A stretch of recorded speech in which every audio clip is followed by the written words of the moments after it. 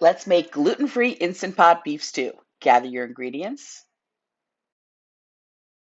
Take your meat, coat it with gluten-free flour. Coat really well with that gluten-free flour. Hit saute on your Instant Pot, add some oil and add your meat.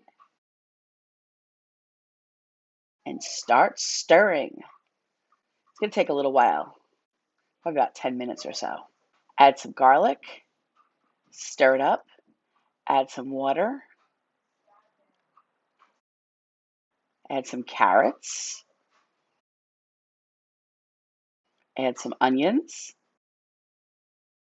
and potatoes, and mushrooms. Add a little more water if you need. And your beef stew mix. This is gluten-free by McCormick. Mix it up and then cook it at high pressure for 45 minutes and let it sit for 5 to 7 minutes. And then enjoy your beef stew. This is so good.